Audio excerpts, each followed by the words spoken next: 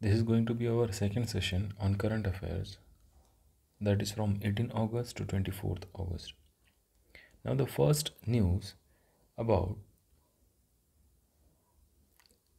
is of lateral entry in civil services. What happened? Union Public Service Commission UPSC has issued a notification. इन्होंने actually किया क्या है कि 45 joint secretaries, directors, deputy secretaries, इनके recruitment के लिए एक एडवर्टाइज निकाली है। वो ठीक है, लेकिन प्रॉब्लम ये हुआ है यहाँ पे कि अपोजिशन पार्टीज़ ने ये बोला है कि जो लैटरल एंट्री से तुम रिक्रूटमेंट कर रहे हो वो प्रॉब्लम है। ओके, लैटरल एंट्री से रिक्रूटमेंट नहीं होनी चाहिए। क्यों? सी, लैटरल एंट्री क्या होती है हमारे लिए, ये इंपॉर्टेंट है। ये जो लैटरल एंट्री वर्ड है ना यहाँ पे, ये इंपॉर्टेंट है। अब एक्चुअली ये बताता हूँ मैं लैटरल एंट्री क्या है, लेकिन बिफोर दैट तुमको ये समझना पड़ेगा कि एक्चुअली ये हार्म क्या कर रहा है लैटरल एंट्री। अपोजिशन ने ये कहा है, अपोजिशन ने आर्ग्यू किया है कि जो ओबीसी या एससी या एसटी कैटेगरीज है उनके लिए जो रिजर्वेशन राइट्स है वो तो इस लैटरल एंट्री, मतलब ये जो एडवर्टाइजमेंट निकाली यूपीएस ने 45 जॉइंट सेक्रेटरीज के लिए, इसमें तो वो है ही नहीं। ये अपोजिशन का आर्ग्यूमेंट है। अब सबसे पहले हम स्टेप बाय स्टेप समझते हैं कि एक्चुअली लैटरल एंट्री होती क्या है। लैटरल एंट्री में एक चीज़ ये होती है कि जैसे लैटरल मीन्स व्हाट, अगर मेडिकल की टर्म में मैं बात करूँ, this is the body. Okay, इस डायरेक्शन में जाने को कहते हैं लैटरल। ओके, और इस डायरेक्शन में आने को कहते हैं मीडियल। अभी लैटरल एंट्री इनका क्या है कि जैसे देखो ब्यूरोक्रेट्स है। अब ब्यूरोक्रेट्स पहले यूपीएससी देते हैं, सिविल्स एग्ज़ाम देते हैं, वो क्रैक करते हैं। अब जब ज्वाइनिंग के बाद ना अराउंड एज ऑफ 35 या फिर कह लो 40-45 के एज में वो बनते हैं सेक्रेटरीज, है ना। अब सेक्रेटरीज बनने के बाद पहली चीज़ ये होती है कि it is a top most post for IAS officer, top most. ठीक है, अब तुम सोचो इन्होंने अराउंड 30 साल की उम्र में अराउंड क्रैक किया एग्ज़ाम, इनको 15 साल लगे यहाँ से ये सेक्रेटरी पोस्ट तक आने के लिए, है ना। अभी इनका यहाँ से यहाँ तक, इसमें जो यूपीएससी सिविल्स थी उसमें एससी एसटी कैटेगरीज के लिए रिजर्वेशन था ना, लेकिन यहाँ पे क्या है, लैटरल एंट्री में तुमको बिना सिविल सर्विसेज एग्ज़ाम क्रैक किए अगर तुम किसी भी डोमेन में एक्सपर्ट हो, है ना, तुम्हें सीधा एंट्री मिलती है जॉइंट सेक्रेटरी के लेवल पे, है ना। यहाँ पे दिया है देखो, joint secretaries, directors, deputy secretaries, बहुत सारे डिपार्टमेंट्स की वैकेंसी निकली है और उसमें वो कह रहे हैं हम लैटरल एंट्री करेंगे, यूपीएससी क्रैक ना करते हुए सीधा इनको यहाँ पे एंट्री देंगे। तो ये ओपोजिशन ने कहा कि तुम ये जो ब्यूरोक्रेट्स है यहाँ पे एससी एसटी इनके लिए रिजर्वेशन है, यहाँ पे तो कोई भी रिजर्वेशन नहीं है, सीधा तुम एंट्री दे रहे हो। That is a problem. अब ये जो इंडिविजुअल जो अपॉइंट होंगे ना सीधा सेक्रेटरी, जॉइंट सेक्रेटरीज के पोस्ट पे, ये गवर्नमेंट के बाहर से होंगे। They will be outside the government, मतलब प्राइवेट सेक्टर से हो सकते हैं, कोई भी सेक्टर से हो सकते हैं, और उनको डायरेक्टली मिड लेवल पे या सीनियर पोजीशन पे जगह दी जाएगी, है ना। अब ये जो लैटरल एंट्री जो होती है, ये एक्चुअली इसका एम क्या होता है लैटरल एंट्री का? लैटरल एंट्री का सबसे पहला एम होता है कि उनको जो भी सिलेक्ट करेंगे उनको बहुत स्पेसिफिक एक्सपर्टाइज होना चाहिए, है ना। जैसे इकोनॉमिक डिपार्टमेंट में उसको अगर हम सेक्रेटरी कर रहे हैं तो उसको एटलीस्ट वो इकोनॉमी में बहुत एक्सपर्ट होना चाहिए, उसका एक्सपीरियंस होना चाहिए उतना। ओके, जो लैटरल एंट्रेंट होता है वो 3 से 5 साल के वक्त के लिए मैक्सिमम अपॉइंट किया जा सकता है उसको on the basis of contracts. उसके बाद ये जो लैटरल एंट्री है ये एक्चुअली ओरिजिनेट कहाँ से हुई, इसकी कहानी शुरू कहाँ से हुई? पहली चीज़, 2004 में एआरसी मतलब एडमिनिस्ट्रेटिव रिफॉर्म कमीशन ने, सेकेंड एआरसी ने इसको एस्टेब्लिश करने की बात की थी 2005 में कि लैटरल एंट्री को इंट्रोड्यूस करो। किस लिए? यही चीज़ें कि स्पेसिफिक नॉलेज होना चाहिए डोमेन में, जो भी डोमेन में उनको डालना है, जैसे इकोनॉमी या फिर हेल्थ केयर, सोसाइटी, जो भी डोमेन में उनको डालना है उनको स्पेशल नॉलेज होना चाहिए। तो 2005 में एआरसी ने बता दिया कि इसमें एंट्री हमें करना शुरू करना चाहिए। उसके बाद नीति आयोग ने रिकमेंड किया 2017 में कि नया फ्रेश और एक्सपर्टाइज पर्सपेक्टिव गवर्नमेंट की पॉलिसीज़ में होना चाहिए। ओके 2017 में ही नीति आयोग ने 3 ईयर एक्शन एजेंडा निकाला था।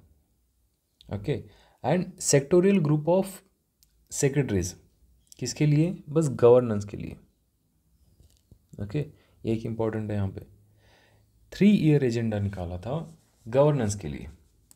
और इसमें इन्होंने इंड्यूस किया कि जो पर्सनल होंगे, या तो तुम मिडल या फिर सीनियर मैनेजमेंट लेवल पे उनको रिक्रूट करो।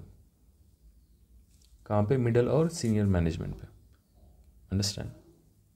एलिजिबिलिटी क्या होगी इसकी? पहली एलिजिबिलिटी तो ये होगी कि जो डोमेन एक्सपर्टाइज है, ऑब्वियसली वही एक्सपर्टीज़ होनी चाहिए, उनका प्रूवन ट्रैक होना चाहिए कि एक्चुअली जिस फील्ड में हम उनको रिक्रूट कर रहे हैं उनमें उनको बहुत सारा एक्सपीरियंस है। अगर ये सब चीज़ें उनके पास है, जैसे कि प्राइवेट सेक्टर में उन्होंने काम किया है, स्टेट गवर्नमेंट के अंडर काम किया है, ऑटोनॉमस बॉडीज़ के अंडर काम किया है, या फिर पब्लिक सेक्टर के अंडर पीएसयू के अंडर काम किया है, वो एलिजिबल होंगे इन सब चीज़ों के लिए, इस पोजीशन में रिक्रूट होने के लिए। उसके बाद जो क्राइटेरिया होगा वो ज़्यादा करके प्रोफेशनल अकम्पलिशमेंट पे होगा। प्रोफेशनल अकम्पलिशमेंट मतलब क्या? मैंने अभी बताया, सब्जेक्ट मैटर एक्सपर्टीज़, जिस सब्जेक्ट में उनको डाल रहे हैं, जैसे पॉलिसी बना रहे हैं हम आने वाले एजुकेशन चाइल्ड हेल्थ के लिए, तो वो जो हम रिक्रूट कर रहे हैं लैटरल एंट्री से, उनको एक्चुअली उस जो भी हम एजुकेशन से रिलेटेड पॉलिसी बना रहे हैं उसमें एटलीस्ट उनका एक्सपर्टीज़ होना चाहिए, उनमें उन्होंने काम किया होना चाहिए पिछले पीएसयू में या फिर कोई बॉडी में या फिर प्राइवेट सेक्टर में। ओके अभी जो रिजर्वेशन है लैटरल एंट्री में, उससे रिलेटेड बात करते हैं। जो अपोजिशन ने बहुत सारी चीज़ें बताई है या फिर आर्ग्यूमेंट दे रहे हैं लैटरल एंट्री में कि एक्चुअली प्रॉब्लम क्या है इसमें, तो लैटरल एंट्री में पहली चीज़ ये बताई है कि जो रिजर्वेशन है ना, जो रिजर्वेशन होता है वो रिजर्वेशन इसमें उसकी बात ही नहीं की गई है ना, जो रिजर्वेशन की यहाँ पे कोई बात ही नहीं की गई है। और जो यूपीएससी ने ये जो 13 पॉइंट रोस्टर पॉलिसी है, अभी 13 पॉइंट रोस्टर पॉलिसी क्या है बताता हूँ। रोस्टर मतलब क्या होता है, जैसे देखो कोई जॉब होती है, वो जॉब में क्या होता है 3 शिफ्ट्स होती है ना, कभी कभी 3 शिफ्ट्स होती है ना वो जॉब में, जैसे 3 शिफ्ट्स होते हैं, सुबह ये काम करेगा, दोपहर में ये काम करेगा और रात को ये काम करेगा, 1 to 3। अभी ये जो शिफ्ट होती है ना, ये हर वीक के लिए पहले से तय हो जाती है, एक लिस्ट आ जाती है कि ये काम करेगा, फिर ये, उसके बाद फिर से ये और ये। अब नेक्स्ट ये हो गया वीक 1। वीक 2 में क्या हो जाता है, अब ये जो रोस्टर होता है ना, ये जो प्लान होता है, ये रोस्टर को ही प्लान बोलते हैं, ये जो प्लान होता है ये प्लान नेक्स्ट वीक में अलग हो जाता है। अब क्या होगा, तीसरा पहले शिफ्ट में काम करेगा, दूसरा दूसरी शिफ्ट में, और ये जो पहला है ये रात में काम करेगा। फिर से यही चीज़, फिर से थर्ड वीक आता है, थर्ड वीक में चेंज हो जाता है, इसमें दूसरा पहले शिफ्ट में करेगा, तीसरा दूसरी शिफ्ट में और पहला रात में, यही फिर से शुरू। इसको कहते हैं रोस्टर, है ना।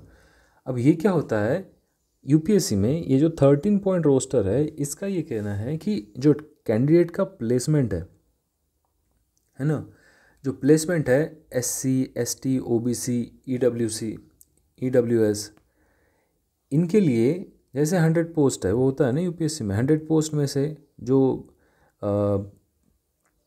20 पोस्ट होंगे वो जाएंगे SC, 30 पोस्ट होंगे वो जाएंगे, एग्जांपल दे रहा हूँ, ST, और अराउंड 10 पोस्ट जाएंगे OBC, है ना। तो ये पहले से ही तय होता है, अंडरस्टैंडिंग। तो ये होता है एक्चुअल रिजर्वेशन की पॉलिसी जब यूपीएससी कंडक्ट करती है, लेकिन यहाँ पे ऐसा कुछ है नहीं, और इसी चीज़ को कहते हैं 13 पॉइंट रोस्टर। ओके, अभी जब से देखो ये जो लैटरल एंट्री की पोजीशन है ये सिंगल, अब इनका कहना क्या है, जो रिजर्वेशन पॉलिसी है, ये जो लैटरल एंट्री में तुम जो बात कर रहे हो, ये जो हम 45 पोस्ट निकाल रहे हैं यूपीएससी ने, ये सिंगल पोस्ट के लिए है। सिंगल पोस्ट के लिए मतलब समझो इकोनॉमिक मिनिस्ट्री में एक सेक्रेटरी की ज़रूरत है, ओके, डिपार्टमेंट में, और ये एक ही पोस्ट है बस। अब ये एक पोस्ट में तुम रिजर्वेशन कैसे लगाओगे? उनका ये कहना है कि ये एक ही पोस्ट के लिए, जैसे 45 अलग अलग डिपार्टमेंट्स हैं, अलग अलग 45 डिपार्टमेंट्स में ये सिंगल सिंगल पोस्ट के लिए हमने एडवर्टाइजमेंट डाली है, और ये सिंगल सिंगल पोस्ट के लिए एडवर्टाइजमेंट डाली है। इसीलिए प्रॉब्लम क्या है, यहाँ पे हम रिजर्वेशन डाल नहीं सकते, ये एक इशू है। तो इसीलिए कह रहा है it is a single post, और यहाँ पे हम रिजर्वेशन गाइडलाइंस फॉलो नहीं कर पाएंगे। नेक्स्ट कहता है कि जो 45 जो पोस्ट है वो अलग अलग डिपार्टमेंट्स के लिए बनाई गई है ना, कि सेपरेट डिपार्टमेंट्स के लिए बनाई गई है।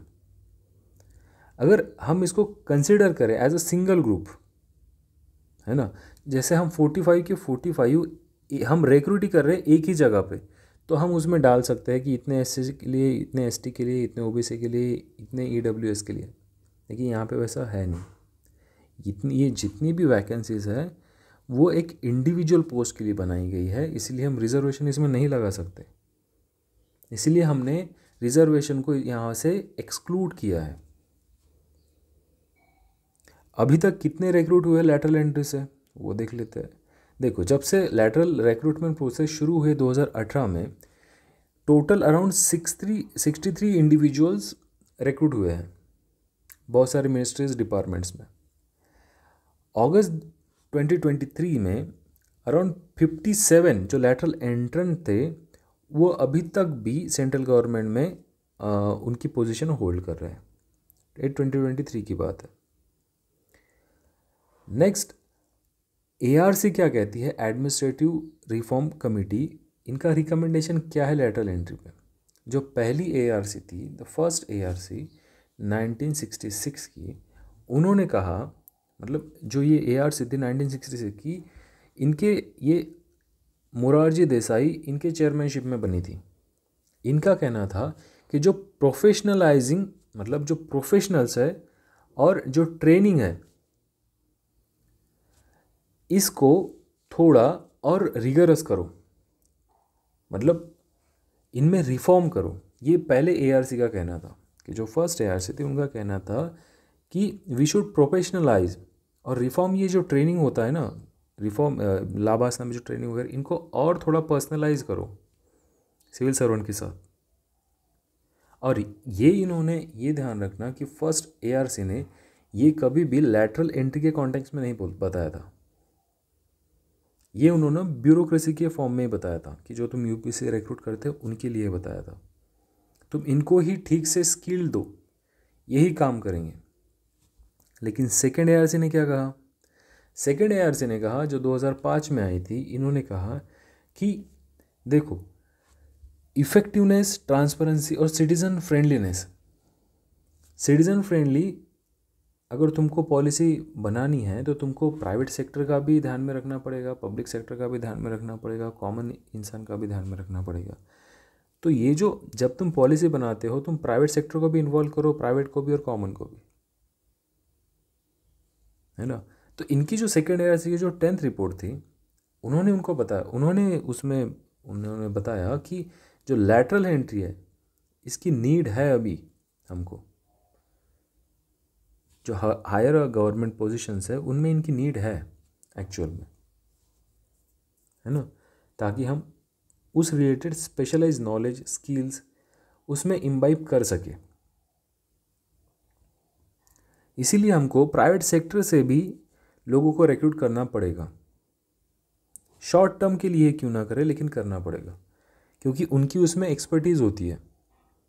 जैसे कि कोई बिल ला रहा है बिजनेस और बिजनेसेस के लिए, small working committee, small enterprises के लिए, इसमें क्या होता है ना, ये जो प्राइवेट सेक्टर्स होते हैं इन्होंने अच्छे से काम किया होता है, जो प्रोफेशनल होते हैं प्राइवेट सेक्टर के इन्होंने अच्छे से काम किया होता है, तो इनको पॉलिसी बनाने में रिक्रूट करना अच्छी बात होती है, ऐसा कहना है इनका। नेक्स्ट, और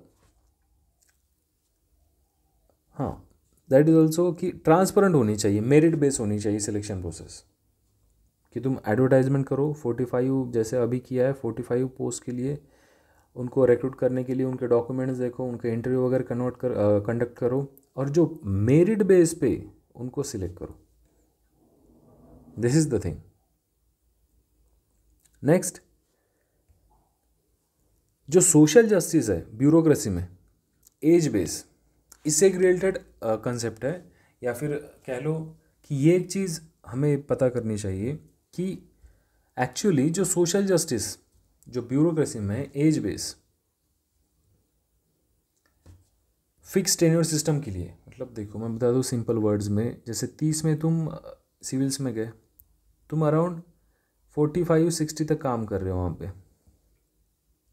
अब ये हायरार्की है, पहले तुम इस पोस्ट पे रहोगे, फिर आगे चल के प्रमोशन होगा, फिर इस पोस्ट पे, फिर इस पोस्ट पे, फिर आखिरी में चलते चलते तुम सेक्रेटरी बन जाओगे, है ना। अब ऐसा कहना है कि जो ये सेक्रेटरी यानी टॉप मोस्ट जो पोस्ट है ना, वो अगर हम SC ST के फॉर्म में देखें कि एक्चुअली ये जो टॉप मोस्ट पोस्ट है इसमें SC ST होल्डर्स कितने हैं, तो वो बस 4 to 4.9% में आते हैं जिन्होंने जॉइंट सेक्रेटरी, डायरेक्टर या डेप्यूटी सेक्रेटरी ये पोजीशन पे है। तो इसीलिए ये कह रहा है अगर सोशल जस्टिस, मतलब ये जो सोसाइटी है इसका जो माइनॉरिटी क्लास है, इनको उस लेवल पे जाने के लिए कुछ ना कुछ रिफॉर्म करने पड़ेंगे, है ना। तो इसीलिए वो कह रहा है, एक प्रपोजल दिया है कि जो एज बेस्ड रिटायरमेंट है ना फिक्स टेन्योर के लिए, इसके वजह से जो इक्वल चांसेस हो जाता है सीनियर रोल्स तक पहुंचने के लिए वो कम हो जाता है। ओके, तो ये जो फिक्स टेन्योर है,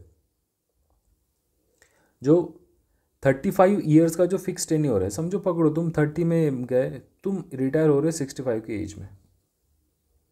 अगर कोई SC ST का ऐसा है कि जो 33 ईयर्स में ये हुआ, अब वो तो तुम सोचो 15 साल वो तो कर ही नहीं पा रहा है उतना वर्क, 35 ईयर्स का वर्क कर ही नहीं पा रहा है वो उसके पहले रिटायर हो जा रहा है SC ST या OBCs।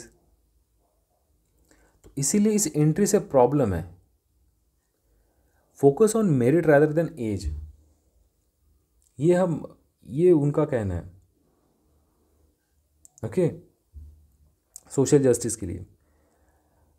अब जो डिसएडवांटेजेस क्या है इसमें, SC ST और PW मतलब फिजिकली इनके लिए एक डिसएडवांटेज है कि ये वहाँ तक पहुँच ही नहीं पाते हैं, लेट एंट्री के कारण वो वहाँ तक जा ही नहीं पाते हैं। अगर हम तुम सोचो लैटरल एंट्री के हिसाब से अगर हम मेरिट पे फोकस करें, अंडरस्टैंडिंग, तो वो जो माइनॉरिटी है, करेक्ट है कि पब्लिक, प्राइवेट और कॉमन इंसान को डिसीजन मेकिंग या फिर पॉलिसी मेकिंग में इन्वॉल्व होना चाहिए, करेक्ट है।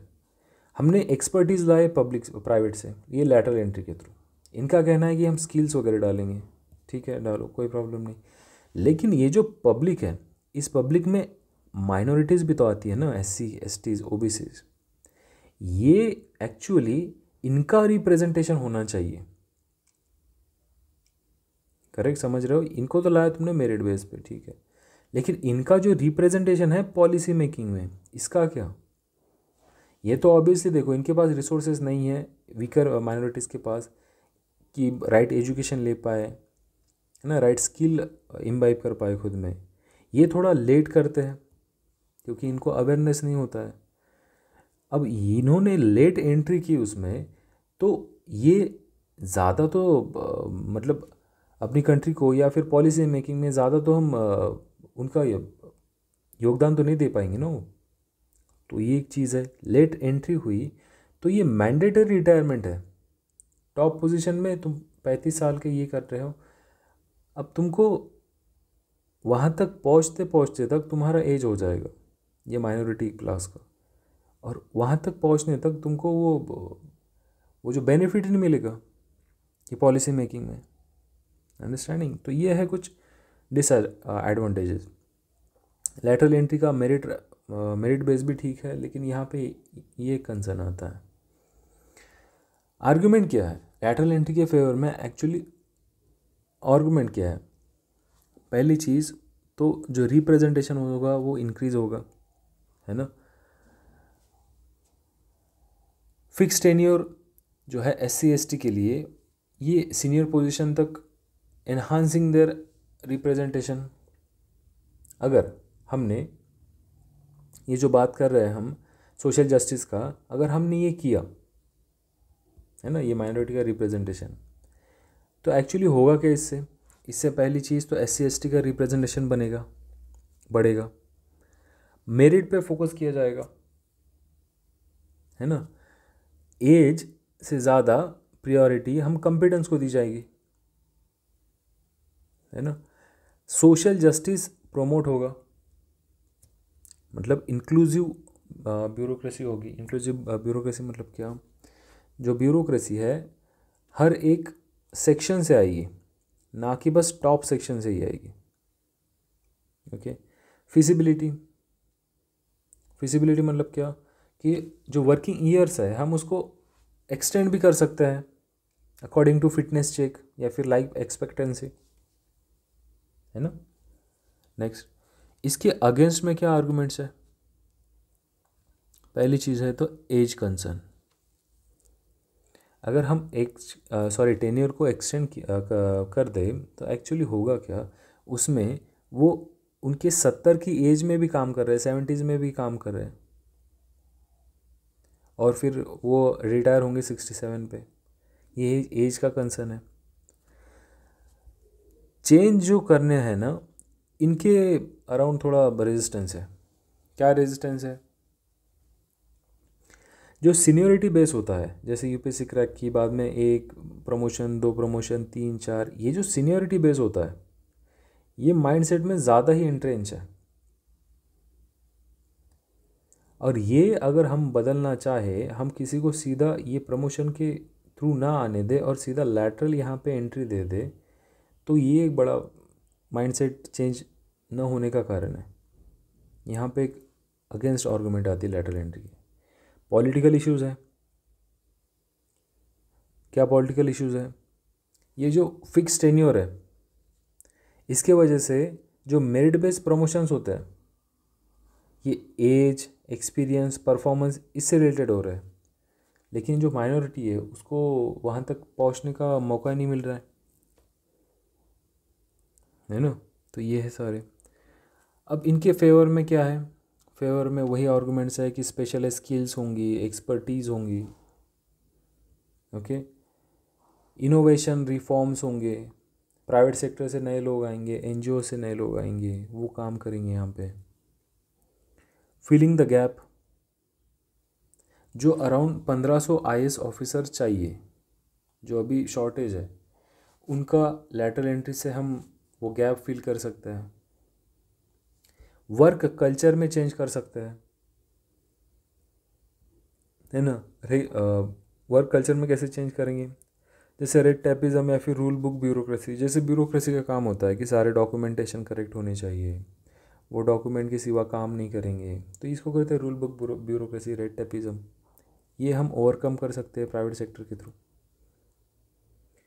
पार्टिसिपेशन, गवर्नेंस में बहुत सारा पार्टिसिपेशन होगा, जैसे प्राइवेट मल्टी एक्टर्स आ रहे हैं इसमें, है ना, और बहुत सारी चीज़ें होगी। क्रिटिसिज्म क्या है इसका? शॉर्ट टेन्योर क्रिटिसिज्म है। शॉर्ट टेन्योर क्रिटिसिज्म मतलब कैसे? 3 ईयर के लिए बस तुम उनको ला रहे हो इसमें, है ना, और न्यू कमर 3 साल में कितना सीख लेगा? क्योंकि ब्यूरोक्रेसी एक हायरार्की के हिसाब से चलती है, उनका एक वर्किंग प्रोफेशनलिज्म होता है।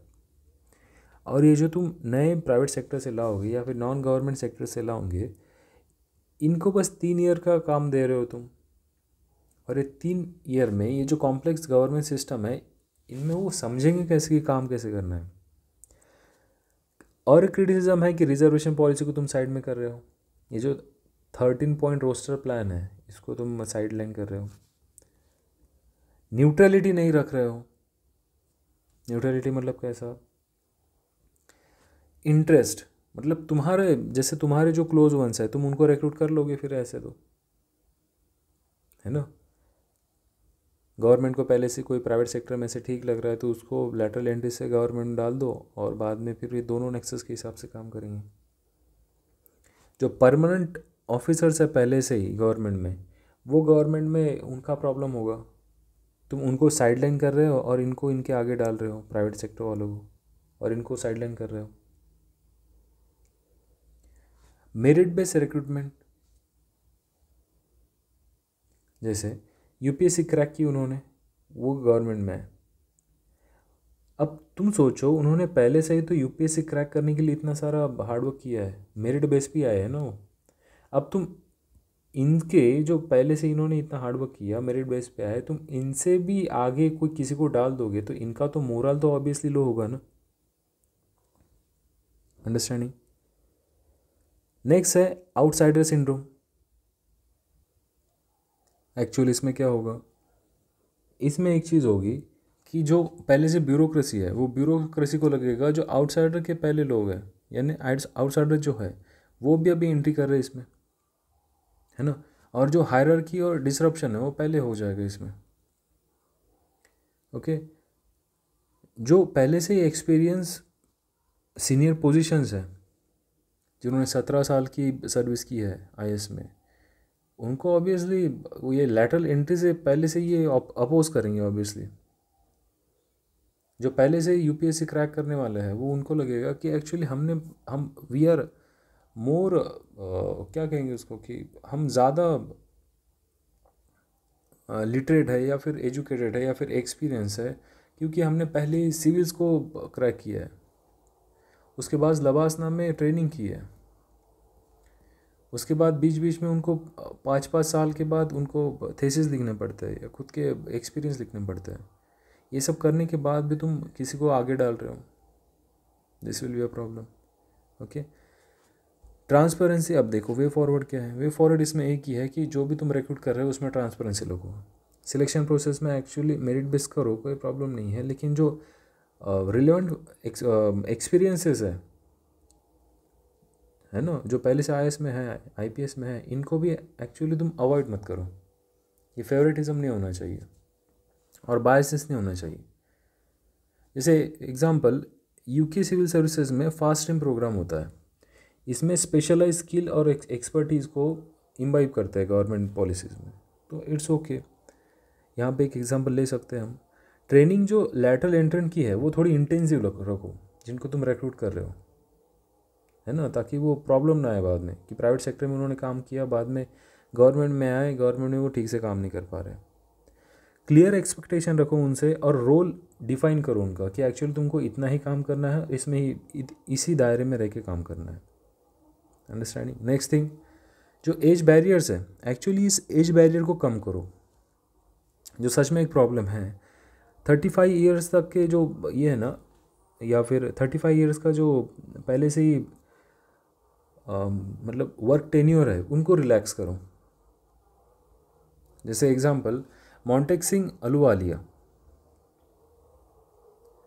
ये जो पहले से ही ना जल्दी जो सिविल्स में आ जाते हैं, मोंटेक सिंह अहलूवालिया, बिमल जलान, ये बहुत सीनियर पोजीशन तक चले गए थे यंग एज में ही, और यही इनका फैक्टर है जो इंटरनेशनल रोल में उन्होंने अभी तक काम कर रहे हो, फॉरेन मिनिस्ट्रीज में एक्सेट्रा इन्होंने। कंक्लूजन क्या है इसमें? कंक्लूजन ये है इसमें कि जो कंपटीशन है एनी फील्ड में, कोई भी फील्ड में, वो बेनिफिशियल होना चाहिए एटलीस्ट लैटरल एंट्रेंस को, और ये पॉजिटिव चेंज होना चाहिए, ना कि कोई रिग्रेसिव चेंज होना चाहिए। और जो ट्रेडिशनल सीनियरिटी है आईएएस में, वो एक इम्प्रूवमेंट की तरह काम करे, ना कि उनको डेटरेंट की तरह काम सोचे उनको लैटरल एंट्रेंट को। Next news is about exercise Mitra Shakti. अब इसमें तुमको ये it will be about prelims only, इसमें ज़्यादा कुछ ध्यान में रखने जैसा है नहीं, बस इतना ध्यान रखो it is between India and Sri Lanka. Okay, 10th edition था इस ईयर जो हुआ है। ओके, इसमें राजपूताना राइफल्स पार्टिसिपेट किया है इन्होंने। Rajputana rifles, okay. And then इसमें ध्यान रखने जैसा इतना ही है कि हाँ, मैप, श्रीलंका का map, you should know about this thing. Sri Lanka का कैपिटल, श्रीलंका कैपिटल क्या है? कोलंबो, ओके। ये यहाँ पे, ठीक है। रिवर कौन सी आती है यहाँ पे, इतना ध्यान में रखना, ये कालू रिवर है, ठीक है। किरिंदी रिवर, काला रिवर, यान रिवर, ये इंपॉर्टेंट चीज़ है इसमें ध्यान रखने के लिए। गल्फ़ ऑफ मन्नार, यह है gulf of Mannar. Actually Mannar bridge है यहाँ पे, यहाँ से रिलेटेड नाम है ये, gulf of Mannar, okay. Sri Lanka के ईस्ट साइड में आता है। बे ऑफ बंगाल श्रीलंका के वेस्ट साइड में आता है, ठीक है। देन यहाँ पे है जाफना। जाफना एक मेन सिटी है, ठीक है, मतलब मेन अर्बन सेंटर है। इतना ध्यान में रखना कि जाफना इधर है, मतलब पूरे के पूरे नॉर्थन पार्ट में है, और कोलंबो थोड़ा साउदर्न पार्ट में आता है, ठीक है। हम्बनटोटा जो पोर्ट चाइना बांध रहा है ना, और जो चाइना को लीज पे दिया है 100 साल के लिए, हम्बनटोटा पोर्ट यहाँ पे है। और पार्क स्ट्रीट यहाँ पे है, ओके। और ये है एडम ब्रिज, यहाँ पे आता है एडम ब्रिज। इतना ध्यान में रखना है, क्यों? Because see in civil services ना, every aspirant have the general propensity to deviate from the syllabus. But यहाँ पे इतना ही ध्यान रखना है तुमको कि जो भी कंट्री न्यूज़ में है उसका तुम्हें सबसे पहले उसका मैपिंग पता करना है, ओके, कि उसका जोग्राफिकल लोकेशन पता करना है, क्योंकि वही इम्पोर्टेंट होता है समटाइम्स। नेक्स्ट चीज़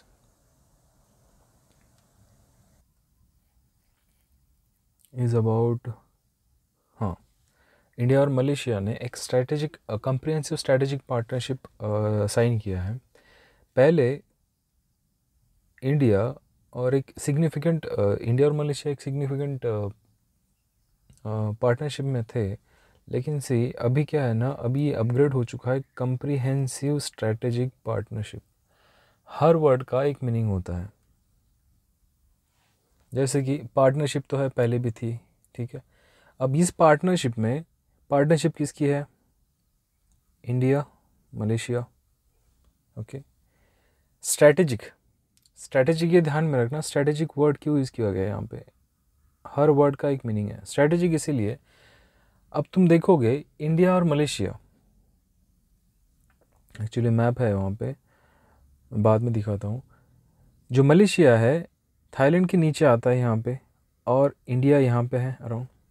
अभी ये देखो कि ये जो एरिया है ना, इंडियन ओशियन, और ये जो एरिया है, ये एरिया है चाइना डोमिनेट करना चाहता है यहाँ पे, और चाइना डोमिनेट करना चाहता है इसीलिए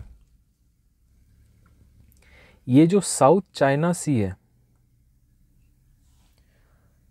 जो साउथ चाइना सी है उस पे अभी तुम देखोगे कि एक्चुअली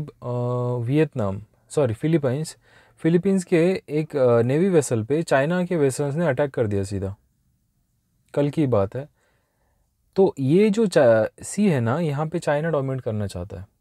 अब चाइना डोमिनेट करना चाहता है इसीलिए ये एक एरिया जो है स्ट्रैटेजिक एरिया है। स्ट्रैटेजिक, जैसे तुम सिविल सर्विसेज क्रैक करने के लिए एक स्ट्रैटेजी बनाते हो, ये वर्ड सुना होगा तुम। स्ट्रैटेजी मतलब क्या? एक प्लान है, वो प्लान के हिसाब से तुमको सिलेबस कंप्लीट करना है, तुम्हें क्या खाना है, क्या पीना है, कितने बजे सोना है, सब कुछ चीज़ें स्ट्रैटेजिकली होती है। उसी तरह स्ट्रैटेजिक पार्टनरशिप मतलब कि एक्चुअली ये जो रीजन है, इंडियन ओशियन रीजन है, साउथ चाइना सी, ये रीजन में एक्चुअली स्ट्रैटेजिकली हमें काम कैसे करना है, उसको कहते हैं स्ट्रैटेजिक। कंप्रीहेंसिव, तुम पॉलिटी में ये वर्ड पढ़ते होंगे कि और कॉन्स्टिट्यूशन है is written in a comprehensive manner. Comprehensive मतलब क्या? कि एक पेपर होगा, इस पेपर पे पूरे के पूरे लिस्ट होगा कि एक्चुअली हम कौन सी चीज़ों पे काम करना चाहते हैं। Understanding the concept, comprehensive strategic partnership, okay, so this is it. अब मलेशियन पीएम ने, जो मलेशियन पीएम है, और इन्होंने, हमारे प्राइम मिनिस्टर ने, डिस्कशन हुआ है बहुत सारे डीपर कोऑपरेशन के लिए, कुछ म्यूचुअल इंटरेस्ट होंगे दोनों कंट्रीज़ के बीच में, इन पे बात की है।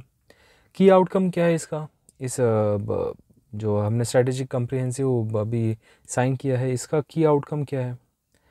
पहली चीज़ हमने बात की है कि जो स्ट्रैटेजिक पार्टनरशिप है उसको अपग्रेड किया जाए, जो हम 2015 में एस्टेब्लिश की थी उसको अपग्रेड किया जाए, इकोनॉमिक और ट्रेड एनहांस किया जाए। ओके, जो अभी 19 मतलब 20 बिलियन तक US डॉलर पे हो चुका है हमारा ट्रेड मलेशिया के साथ, उसको और कम्प्रीहेंड किया जाए। Financial tech, energy, digital technology, startups, इन सब में इकोनॉमिक कोऑपरेशन हो दोनों कंट्रीज़ के बीच। जो एशियान का India trade in goods and agreement है, इसको थोड़ा रिव्यू किया जाए। नेक्स्ट, MOU एग्रीमेंट्स कुछ चीज़ों पे साइन किए गए हैं, जैसे वर्कर्स पे, जो हमारे इंडिया के वर्कर्स जाते हैं मलेशिया में, मलेशिया के अगर यहाँ पे आना चाहे उनके लिए कुछ रिक्रूटमेंट या उनके लिए कुछ एग्रीमेंट साइन किए गए हैं। आयुर्वेदा, हमारा सॉफ्ट पावर है ना, Ayurveda traditional system of medicine, इनको एनहांस करने के लिए अभी इंडिया इस्टेब्लिश करेगा आयुर्वेदा चेयर। कहाँ पे? यूनिवर्सिटी तुंकू अब्दुल रहमान, इस यूनिवर्सिटी में, मलेशिया में यूनिवर्सिटी है, यहाँ पे जाके एस्टेब्लिश करेगा आयुर्वेदा की एक चेयर। आयुर्वेदा की चेयर मतलब क्या, कि वहाँ पे डिपार्टमेंट खोलेगा एक आयुर्वेदा के लिए, कि वहाँ पे बच्चे अगर सीखना चाहे तो यहाँ से वो सीख सकते हैं। डिजिटल टेक्नोलॉजीज़ है, क्या डिजिटल टेक्नोलॉजीज़ है? जैसे AI, क्वांटम कंप्यूटिंग, डिजिटल का पब्लिक इंफ्रास्ट्रक्चर पे, इन सब पे बात करेगा, इस पे एग्रीमेंट करेंगे। हमारा कल्चर, आर्ट, हेरिटेज है ना, टूरिज़्म को प्रमोट करेंगे। नेक्स्ट, हाँ, इन्होंने और एक चीज़ की है कि इंडिया ने ये इम्पोर्टेंस दिया है कि जो मलेशिया डिज़ाइन करना चाहता है 2026, है ना, मालदीव्स के साथ हमारे प्रॉब्लम हो चुका है। अभी प्रॉब्लम क्या, मतलब नेशनल इंटरेस्ट में थोड़ा वो मोइज़ उनका प्रेसिडेंट है, थोड़ा प्रॉब्लम क्रिएट कर रहा है। तो इसमें देखो, इंडिया ने एक सपोर्ट किया है कि मलेशिया का एक एम है या फिर प्रोग्राम है कि जो 2026 होगा वो डिज़ाइनेट किया जाए, जिसका नाम दिया जाए 2026 ईयर का विजिट मलेशिया ईयर। ओके, इस तरीके से उनको ये करना चाहते हो। पब्लिक एडमिनिस्ट्रेशन, इस पे बात की है, मतलब जो बेस्ट प्रैक्टिसेस इंडिया में है वो बेस्ट प्रैक्टिसेस मलेशिया में जाए, मलेशिया से हम कुछ सीखना चाहते हैं तो वो हमें सिखाए, ये सब चीज़ें। Defence security related collaboration, research and development पे collaboration, transnational organisation crimes, organise crimes जैसे टेररिज्म या फिर लेफ्ट विंग एक्सट्रीमिज़म, इन सब चीज़ों पे, जैसे कि आर्म्स डीलर्स होंगे कोई, तो इन सब पे बात की जाए। इकोनॉमिक एजुकेशनल कोऑपरेशन, एजुकेशन से रिलेटेड। मल्टीलैटरल कोऑपरेशन, जैसे मल्टीलैटरल कोऑपरेशन किस चीज़ों में? ब्रिक्स, है ना, ब्रिक्स पे बात की जाए। ब्रिक्स के मेंबर तुमको पता ही होंगे, लेकिन एशियान के मेंबर्स नहीं पता होंगे, ये सब चीज़ें तुम्हें पता होनी चाहिए, है ना। There is a general hoopla that everyone can't crack exam. Why that is? Because देखो, जब जब जब तुम ऐसी चीज़ें न्यूज़ में देखते हो ना, जैसे कि हमने अभी देखा एशियान, है ना, एशियान का देखा हमने, ये देखो एशियान का देखा अभी, तुम्हें तभी क्लिक हो जाना चाहिए कि एक्चुअली इसके कंट्रीज़ कौन कौन मेंबर्स है।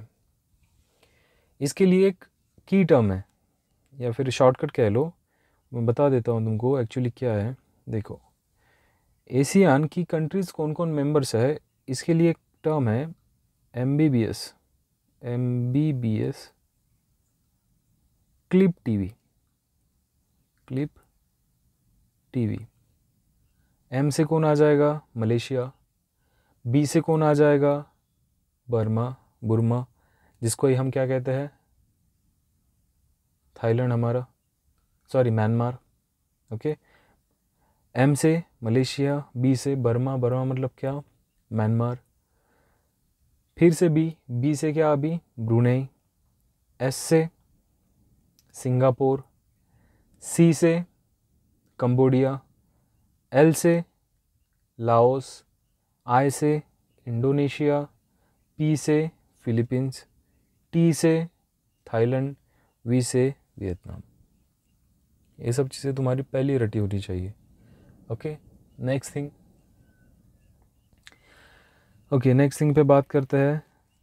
कहाँ तक थे हम? Okay, defence security, financial, multilateral cooperation, BRICS के। ओके, मलेशिया जो है, इतना ध्यान में रखना कि मलेशिया ब्रिक्स का मेंबर नहीं है, तो मलेशिया ने रिक्वेस्ट की है कि ब्रिक्स ज्वाइन कर ले हम, है ना, क्योंकि ब्रिक्स एक इम्पॉर्टेंट ऑर्गेनाइजेशन एसोसिएशन है। ठीक है, नेक्स्ट चीज़,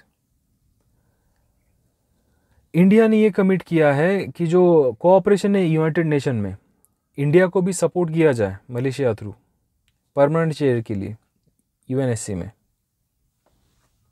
ये एक चीज़ है कि हमें भी सपोर्ट करो वहाँ पे यूनाइटेड नेशन सिक्योरिटी काउंसिल में, हम तुमको ब्रिक्स में सपोर्ट करेंगे।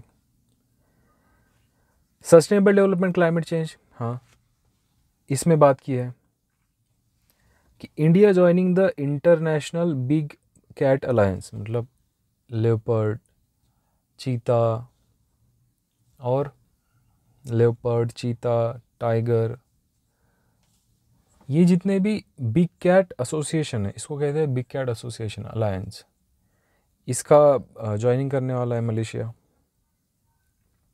सोलर अलायंस का इनिशिएटिव, डिज़ास्टर रेजिलियंस, इंफ्रास्ट्रक्चर, इन सब पे बात करने वाला है। ओके, देन सिग्निफिकेंस क्या है इंडिया इस स्ट्रैटेजिक इंटरेस्ट का? एक्चुअली सिग्निफिकेंस क्या है? पहला सिग्निफिकेंस तो ये है, जो इंडिया की एक्ट ईस्ट पॉलिसी है ना, वो ज़्यादा स्ट्रांग हो जाएगी इससे, क्योंकि मलेशिया उधर ईस्ट साइड वाली भी कंट्रीज़ में ही आता है, साउथ ईस्ट एशियन नेशन में ही आता है। ओके, हम एशियान को और ताकतवर बना सकते हैं। जो पास्ट फ्रिक्शंस है हमारे, मतलब जो पिछले, मतलब पास्ट में जितने भी हमारे कुछ प्रॉब्लम्स है उस कंट्री से रिलेटेड, जैसे कि JNK की इसमें ना मलेशिया ने ये कहा था कि मतलब सपोर्ट नहीं किया था, जो JNK को हमने यूटी बनाया अभी यूनियन टेरिटरी, उसमें मलेशिया ने सपोर्ट नहीं किया था। सिटीजनशिप अमेंडमेंट एक्ट, इसमें भी हमको सपोर्ट नहीं किया था इसमें। ठीक है, UN जनरल असेंबली 2019 में मलेशिया ने एक्यूज किया था इंडिया को कि they are invading and occupying Kashmir. ठीक है, इसीलिए हमने मलेशिया के साथ जो पाम ऑयल इंपोर्ट करते हैं हम, वो हमने इंपोर्ट बंद कर दिया था। इंडिया ने अभी मलेशियन पाम ऑयल खरीदना शुरू कर दिया है, और मलेशिया जो है second largest producer of palm oil है ग्लोबली। ये एक चीज़ है। कोविड-19 पैंडेमिक में लॉकडाउन रिलेटेड जितने भी डिटेंशन थे, है ना, वो हमने अभी थोड़े लूज़ किए हैं, और ये जो अभी जो इन्होंने विज़िट किया इंडिया को, it will provide you opportunity to revitalise and strengthen the diplomatic relations. Okay, next thing, Indo Pacific ocean initiative, ये इंडिया ने लॉन्च किया 2019 में कोऑपरेशन के लिए। इस कोऑपरेशन में 7 पिलर्स थे, मतलब 7 एरियाज थे, maritime, ecology, resources, building, disaster, resource sharing, trade, science and tech, management. ये एक चीज़ है जिस पे इंडिया काम नहीं कर पा रहा है, मलेशिया साथ में आने के बाद इस पे भी काम कर पाएंगे। ठीक है, वियतनाम और फिलीपींस ने ये जो हमारा इंडो पैसिफिक ओशियन इनिशिएटिव है, इसको सपोर्ट किया है, और मलेशिया भी चाहता है कि हम भी इसमें सपोर्ट करें इंडो पैसिफिक में। ओके, साउथ चाइना सी का कंसर्न है एक, उसमें मलेशिया हेल्प कर सकता है। ट्रेड रिलेशन को बूस्ट करने के लिए, FDI बढ़ाने के लिए, उसमें मलेशिया काम कर सकता है। अराउंड 70 मलेशियन कंपनीज इंडिया में काम करती है, और मलेशिया जो है इंडिया का 3rd लार्जेस्ट ट्रेडिंग पार्टनर है ASEAN के साथ। ओके, मलेशिया के साथ बहुत सारे हिस्टोरिकल टाइज है हमारे, जैसे कि चोला एम्पायर से है, 9 to 13th सेंचुरी से मैरीटाइम ट्रेड था हमारा चोला के इनके साथ, मलेशिया के साथ। Okay, Raja Raja Chola one and Rajendra Chola one, इन्होंने साउथ ईस्ट एशिया पे जो अभी का मलेशिया है उसके साथ कंट्रोल या फिर उनके साथ रिलेशन एस्टेब्लिश किए थे, Raja Raja Chola one and Rajendra Chola one. Economic cooperation है उनके साथ, इकोनॉमिक रिलेशंस है बहुत। 13th ट्रेडिंग पार्टनर है इंडिया के साथ और 3rd लार्जेस्ट ट्रेडिंग पार्टनर है इन एशियन। ओके, इंडिया क्या एक्सपोर्ट करता है मलेशिया को? Fuel, mineral fuel, aluminium meat, iron, steel, copper, organic chemicals, machinery etcetera. क्या इंपोर्ट करता है मलेशिया से? पाम ऑयल, अभी पढ़ा हमने, mineral fuel, electrical machineries, animal vegetable fat, wood. Okay, कुछ ट्रेड सेटलमेंट्स है हमारे इंडियन रूपी के साथ। हम क्या कर रहे हैं, 2022 से इंडिया और मलेशिया के बीच में जो ट्रेड हो रहा है वो इंडियन रुपये में सेटल कर रहे हैं। ओके, तो ये कोऑपरेशन है हमारा। ASEAN India business summit meet 2023, इसमें पार्टिसिपेट किया है। डिफेंस कोऑपरेशन, बहुत सारे डिफेंस कोऑपरेशन है, जैसे हिंदुस्तान एरोनॉटिक लिमिटेड, इसका ऑफिस है कोलालमपुर में। अभी हिंदुस्तान एरोनॉटिक लिमिटेड क्या है? हिंदुस्तान एरोनॉटिक लिमिटेड एक प्राइवेट कंपनी है जो इसरो के साथ काम करती है, उसका कमर्शियल आर्म है। कमर्शियल आर्म मतलब क्या कि अगर कोई चीज़ जैसे इसरो को एक स्पेसक्राफ्ट बना रहा है, उस स्पेसक्राफ्ट बनाने के लिए ये जो कुछ पार्ट है ना, ये पार्ट चाहिए, तो वो पार्ट बना के देता है हिंदुस्तान एरोनॉटिक लिमिटेड। वो उसका रीजनल ऑफिस कोलालमपुर में है। ये एक्सरसाइजेस हमारे लिए इम्पोर्टेंट है कि हरिमाऊ शक्ति, ये किसके साथ है? मलेशिया के साथ है, इंडिया मलेशिया के आर्मी के बीच में है। समुद्र लक्ष्मण, ये एक्सरसाइज है, ये नेवी के साथ है, इंडियन नेवी और मलेशियन नेवी के साथ। और उड़ारा शक्ति, ये एक्सरसाइज है एयरफोर्स के बीच में, इंडिया और मलेशिया के बीच। Okay, then next, around 2.95 million Indian जो है वो यहाँ पे रहते हैं मलेशिया में। ठीक है, second largest persons of Indian origin community globally, Malaysia में सेकेंड लार्जेस्ट रहता है। तो फर्स्ट किस में रहता है? फर्स्ट लार्जेस्ट यूएसए, इसके पहले यूएई था, अभी यूएसए बन चुका है। तमिल स्पीकिंग कम्युनिटी यहाँ पे बहुत रहती है।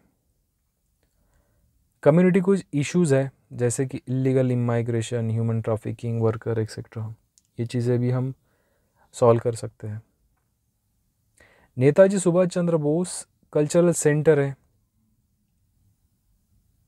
ओके, जो कोलालमपुर में इंडियन कल्चर सेंटर है, उसका नाम हमने Netaji Subhash Chandra Bose Indian culture centre रखा है।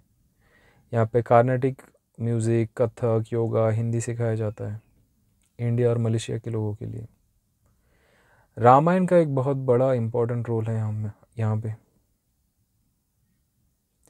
रामायण बहुत इन्फ्लुएंस करता है साउथ एशियन कंट्रीज़ को। इसका मलेशियन वर्जन है हिकायत सेरी रामा, है ना। ये जो हमारा हिंदू रामायण एपिक है, इसको ही कन्वर्ट करके हिकायत सेरी रामा, इसको वहाँ के मलेशियन लोकल लैंग्वेज में कन्वर्ट किया है।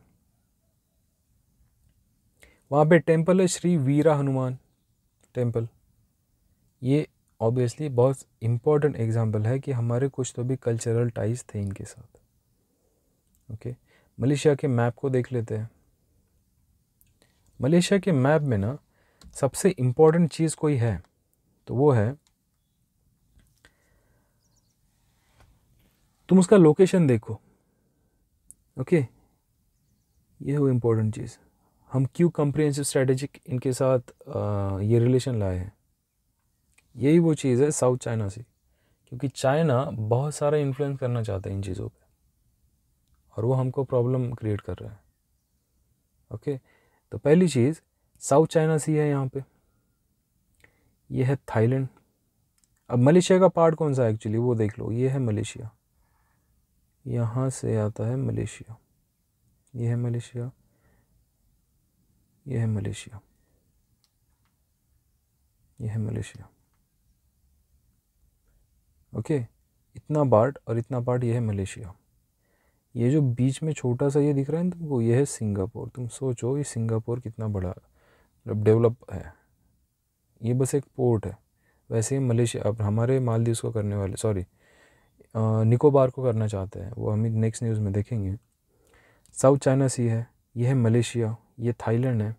ओके, यहाँ पे एक इम्पॉर्टेंट चीज़ है स्टेट ऑफ मलक्का, यहाँ पे आता है state of Malacca. Okay, Singapore का कैपिटल क्या है? कुआलालंपुर। ठीक है, इनकी एक हाईएस्ट पीक है, वो पीक यहाँ पे आती है। उस पीक का नाम तुमको पता होना चाहिए, उसका नाम है माउंट किनाबालू। ओके, सो ये है मैपिंग। इसमें कुछ की फैक्ट्स है यहाँ पे कि लोकेशन कहाँ पे है, ये हमने देख लिया। साउथ चाइना सी में है, east Malaysia, peninsular Malaysia, Kuala Lumpur ये भी बताया मैंने तुमको, माउंट किनाबालू। यहाँ पे रेंजेस है, क्रॉकर रेंजेस वगैरह, इतना कुछ इंपॉर्टेंट नहीं है। रजांग, सुगुत, पहांग, क्लैंग ये रिवर्स है यहाँ पे। और हाँ, वर्ल्ड 17 मेगा डाइवर्स कंट्रीज़ में आता है ये। ठीक है, मेगा डाइवर्स कंट्रीज़ मतलब क्या, इनका जियोग्राफी, इनका वेजिटेशन वगैरह में। ये एक चीज़ है। ये एक इम्पॉर्टेंट है कि जो मलेशिया में कॉन्स्टिट्यूशन मोनार्की आई वो कब आई? 1957 के बाद, जब यूके ने इंडिपेंडेंस मिला इनको, तब जाके इसमें मलेशिया कॉन्स्टिट्यूशन मोनार्की आई। नेक्स्ट, बॉर्डर किसके साथ है? Thailand, Vietnam, Indonesia. ठीक है, वियतनाम कहाँ पे है देख लो, कहाँ पे वियतनाम? यहाँ पे वियतनाम, ये है Vietnam. Okay, next, state of Malacca मैंने दिखाया तुमको कहाँ पे है। अब आता है नेक्स्ट न्यूज़ पे।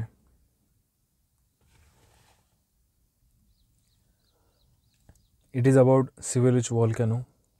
और देखो शिवेलिच वॉल्केनो, अब ये सब चीज़ें तो है यहाँ पे, हमारे लिए इम्पोर्टेंट क्या है, अब ये रिसेंटली इरप्ट हुआ है, ये वॉल्केनो है, ये इरप्ट हुआ है। हमारे लिए इम्पोर्टेंट क्या है, ये कामचाट का peninsula, this is the important.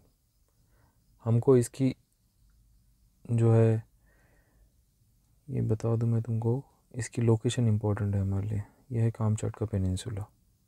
ठीक है, अब ये कामचाट का पेनिनसुला के पास हमारे लिए यहाँ पे एक वॉल्केनो है, और वॉल्केनो कहाँ पे है?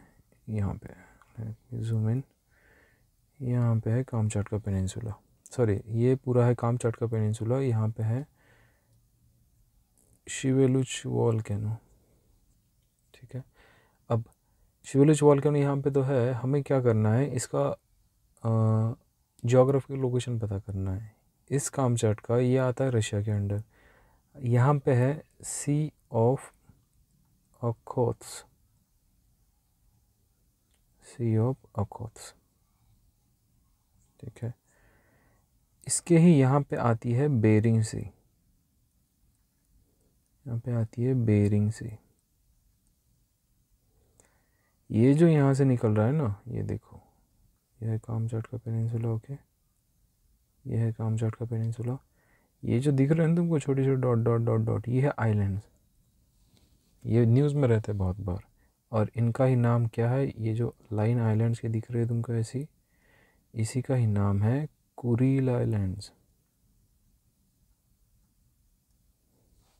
इसको याद रखना है।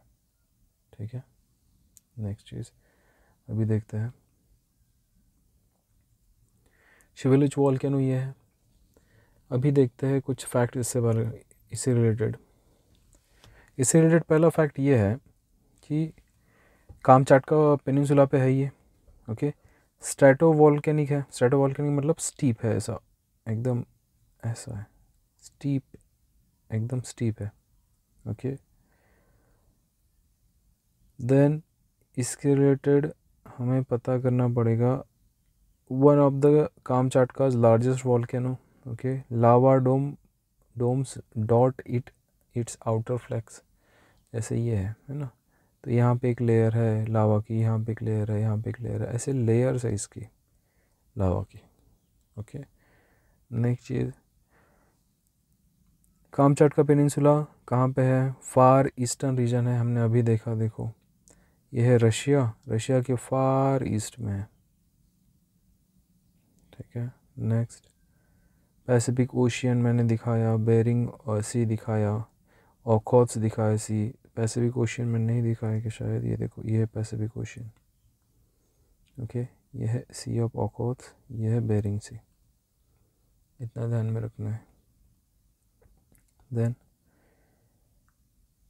देन हमें पता करना है, हाँ, साइज़ ऑफ न्यूजीलैंड इतना बड़ा है ये कि मतलब साइज़ ऑफ न्यूजीलैंड कंट्री इतना बड़ा है वो, ओके।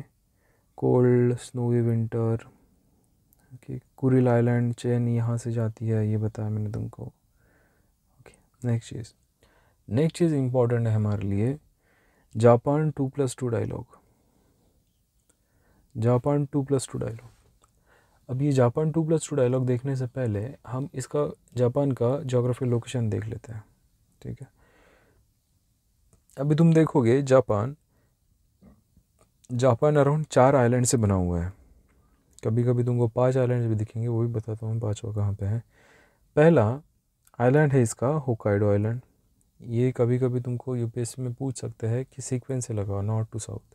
तो पहला है होकाइडो आइलैंड, ओके। दूसरा है हॉन्शू आइलैंड, इसके नीचे। हॉन्शू के नीचे आता है शिकोकू आइलैंड। शिकोकू को नीचे आता है क्यूशू आइलैंड। और एक है ये जो दिख रहा है तुमको इतना सा डॉट, ये डॉट को ही कहते हैं ओकिनावा, ओकिनावा आइलैंड, ठीक है। तो होकाइडो, होन्शू, शिकोकू, क्योशो और ओकिनावा। इसमें से सबसे लार्जेस्ट कौन सा है? ऑब्वियसली होन्शू, ठीक है। यहाँ पे है सी ऑफ जापान, यहाँ पे नॉर्थ पैसिफिक ओशियन। ये सब चीज़ें तुमको पता होनी चाहिए। अब देखते हैं न्यूज़ क्या है। न्यूज़ में बताया गया है कि जो इंडिया और जापान की जो रिसेंटली 2+2 मीटिंग हुई है डायलॉग। अब 2+2 मीटिंग क्या होती है? 2+2 मीटिंग बताता हूँ मैं क्या होती है। दोनों तरफ के फॉरेन मिनिस्टर्स और दोनों तरफ के डिफेंस मिनिस्टर, जैसे इंडिया का फॉरेन मिनिस्टर और डिफेंस मिनिस्टर, जापान के फॉरेन मिनिस्टर और डिफेंस मिनिस्टर, इसको कहते हैं 2+2। ये 2 प्लस ये 2, ओके। अब एक्चुअली इन फॉरेन मिनिस्टर के साथ, इन दो कंट्रीज़ के साथ एक मीटिंग हुई है जिस पे बात किस चीज़ों पे हुई है? फ्री और ओपन इंडो पैसिफिक, ये है पैसिफिक वाला, इंडो पैसिफिक। चाइना का जो असर्टिवनेस है कि ये आइलैंड मेरा, वो आइलैंड मेरा है ना, वो चाइना करता है नहीं नहीं ये गांव मेरा है, वो गांव मेरा है, ये गांव मेरा है, सारा मतलब उसको लगा पूरी दुनिया उसकी है। और वो उसका प्रॉब्लम नहीं है। हर जो सुपर पावर बनने की कंपटीशन में जितने भी कंट्रीज़ होते हैं ना, उनका वही लगता है। यूएस का देख लो, यूएस की छोटी मतलब इधर नॉर्थ अमेरिका में उसकी छोटी सी कंट्री है, वो कंट्री को छोड़ के सारे तरह पे ध्यान है उसका। Afghanistan, Iran, Iraq, Israel, India, China, सब पे ध्यान है। सुपर पावर का वही काम होता है। पता नहीं सुपर पावर कब लो पावर बन जाए। तो इन सब चीज़ों में ये पहले से ध्यान रखते हैं, ओके। तो चाइना पे बात की गई है। Naturally with its act east policy, India की जो एक्ट ईस्ट पॉलिसी है पहले से जो साउथ एशियन नेशन पे, उसमें ये आ ही जाता है जापान। स्ट्रैटेजिक कॉन्टेक्स्ट में क्या बात की गई है? जापान ने special strategic and global partnership पे बात की है। मैंने पार्टनरशिप पे बात की है जापान, और ये बात बताई मैंने हर एक वर्ड का मीनिंग क्या है। India, Japan. ग्लोबल टेक्नोलॉजी में ना जो टेक इनोवेशंस है, जापान बहुत आगे है। जापान, वियतनाम बहुत आगे है। तो इसीलिए ग्लोबल लेवल पे ये जो है ना, ये बहुत इम्पॉर्टेंट कंट्रीज़ हो जाती है। जैसे इंडिया अभी सुपर पावर के इसमें है, कंपटीशन में, जापान भी है। तो ये जो ग्लोबल लेवल पे जो पार्टनरशिप है, इन दोनों की रिलेशन ना ग्लोबल लेवल जो अलायंसेस है उनको बहुत इम्पैक्ट करेगी। जैसे इंडिया और यूएस, इंडिया और रशिया, ये कैसे पार्टनर्स है, इनके रिलेशन कैसे है, ये डिपेंड करेगा ग्लोबल अलायंस। जैसे नाटो है, ये जितने भी अलायंसेस है, ये डिपेंड उन पे करेगा कि इनकी एक्चुअली दोनों बीच, ये दोनों इंडिया और जापान के बीच में रिलेशन कैसे है। Okay, strategic, Indo Pacific region बोला मैंने तुमको, तो ये वर्ड अभी अभी आया है कि स्ट्रैटेजिक। स्ट्रैटेजिक मतलब क्या, कि ये इंडो पैसिफिक जो रीजन है उसके लिए। स्पेशल, स्पेशल मतलब क्या, कि देखो इंडिया में जो बुलेट ट्रेन वगैरह जितनी भी है वो किसने, सॉरी इंडिया में बुलेट ट्रेन नहीं है, इंडिया में है मेट्रो। तो ये जो मेट्रो वगैरह है ये कौन ला रहा है, जापान, है ना। कुछ स्पेशल है हमारा, ट्रांसपोर्ट में बहुत इंपॉर्टेंट रोल प्ले कर रहा है। तो इसीलिए वर्ड दिया है special, strategic, global partnership. Okay, mutual cooperation, अभी कोई रिसेंटली 2+2 डायलॉग हुए हैं क्या? हाँ हुए हैं। किसके किसके बीच में? इंडिया और यूएस के बीच में। और किसके बीच में हुए हैं? इंडिया और ऑस्ट्रेलिया के बीच में। तुम्हें याद क्या रखना है, 2+2 डायलॉग में कौन होता है? दोनों तरफ के फॉरेन मिनिस्टर, दोनों तरफ के डिफेंस मिनिस्टर। ओके, सिग्निफिकेंस क्या होता है इसका? Comprehensive engagement. जैसे देखो फॉरेन के रिलेशंस, फॉरेन मिनिस्टर्स, डिफेंस की, इंडिया का डिफेंस कैसा होगा, आर्मी वगैरह, एयरफोर्स वगैरह कैसी होगी उसके। अब तुम देखो ये जो 2 मिनिस्टर होंगे बहुत इंपॉर्टेंट होंगे, है ना, ये बहुत इंपॉर्टेंट होंगे। और इस इम्पोर्टेंस को अंडरस्टैंड करके ये जो 2 मिनिस्टर्स होंगे, क्योंकि देखो फॉरेन और डिफेंस इंटरनेशनल रिलेशन में ये इंपॉर्टेंट है। एक तो फॉरेन मतलब फॉरेन रिलेशन वाले, और एक डिफेंस वाले, आर्मी एयरफोर्स वगैरह। ओके, तो ये 2 मिनिस्टर इंपॉर्टेंट है, तो ऑब्वियसली कम्प्रिहेंसिव एंगेजमेंट तो होगा ही। स्ट्रैटेजिक अलाइनमेंट की, एक्चुअली कौन सी कंट्री को सपोर्ट करना है, कौन सी कंट्री को सपोर्ट नहीं करना है, ये strategic alliance. Indo Pacific focus, मैंने बताया तुमको, वो जो इंडियन साउथ चाइना सी और इंडो पैसिफिक रीजन जो है ना, साउथ ईस्ट की जितनी भी कंट्रीज़ है वो इंडो पैसिफिक, उस पर बात की गई। ठीक है, इसमें एक इकोनॉमिक और टेक्नोलॉजिकल कोऑपरेशन हुआ है। ठीक है, इंडिया में जितना भी इंफ्रास्ट्रक्चर है ना, उसमें जापान का बहुत बड़ा हाथ है। Example, Delhi Mumbai industrial corridor, Mumbai Ahmedabad high speed rail, bullet train का अभी बात चल रहा है, उन सब चीज़ों पे। ट्रेड इन्वेस्टमेंट, इस पे बात चल रहा है। टेक्नोलॉजिकल कोलैबोरेशन, इस पे बात चल रहा है। Okay, next thing, culture and people to people ties, बहुत सारे हैं जापान में और हम में, कल्चरल एक्सचेंजेस बहुत ज़्यादा है। Art, film festivals, academic programmes, tourism, तुम देखना इंडिया के टूरिस्ट वहाँ पे जाते हैं, वाइस वर्सा, है ना। आइडियाज़ एक्सपीरियंसेस कि वहाँ पे बुलेट ट्रेन है, अभी यहाँ पे लाने वाले हैं, तो this is okay. Next thing, conclusion क्या है इसमें? कंक्लूजन एक ही है कि जो इंडिया 2+2 डायलॉग करता है, ये ज़्यादा आगे चल के इम्पॉर्टेंट होने वाला है। क्यों इम्पॉर्टेंट होने वाला है? लास्ट मीटिंग जो थी टोक्यो में, उससे बहुत सारे ग्लोबल डेवलपमेंट हुए हैं। ओके, और हम चाहते हैं कि और भी ज़्यादा डेवलपमेंट हो इससे रिलेटेड। ठीक है, जापान, रूल ऑफ लॉ, वहाँ की डेमोक्रेटिक वैल्यूज़ बहुत इंपॉर्टेंट है। जापान के बारे में बहुत सुना होगा तुमने, उनका एजुकेशन सिस्टम जो है ना, बहुत प्रैक्टिकलिटी की बात करता है। वो जो बच्चे हमारे ग्रेजुएशन एमएससी मास्टर्स के बाद सीखते हैं ना, उन बच्चों को वो 7th स्टैंडर्ड में ही सिखा देते हैं। उनका मेडिटेशन टेक्निक्स बहुत ज़्यादा इम्पोर्टेंट है। तुम देखो कि जितने भी है जापान के, जितने भी आते हैं इंडिया में, या फिर तुम मूवीज़ वगैरह देखते हो, उसमें तुम देख लेना कि एक्चुअली उनका जो बात करने का तरीका बहुत पोलाइट होगा। उनका खुद को जो मतलब जो वो खुद को क्या कहेंगे उसको, अंडरस्टैंडिंग लेवल, या फिर तुम उसको बात कर लो कि वो खुद को देखो किस तरह बिहेव करते हैं। वो जब भी खाना खाता है ना, पहले नीचे बैठ कर खाना खाता है, और जब भी खाना खाता है वो पूरे कंसंट्रेशन से खाना खाते हैं। ये जो एटिकेट्स है ना, और जिस तरह वो खुद को संभालते हैं, चलते हैं, वो तुम देखना कितना पोलाइटली है। मेडिटेशन देखना, उनका एजुकेशन सिस्टम तो बहुत ही हाई लेवल का है। जर्मनी का एजुकेशन और जापान का एजुकेशन, इन दोनों एजुकेशन को बहुत इम्पोर्टेंस दिया जाता है इंटरनेशनल लेवल पे। ओके, तो ये है कंक्लूजन। बाकी आई डोंट थिंक इसमें समझाने जैसा कुछ है। नेक्स्ट न्यूज़ है जूस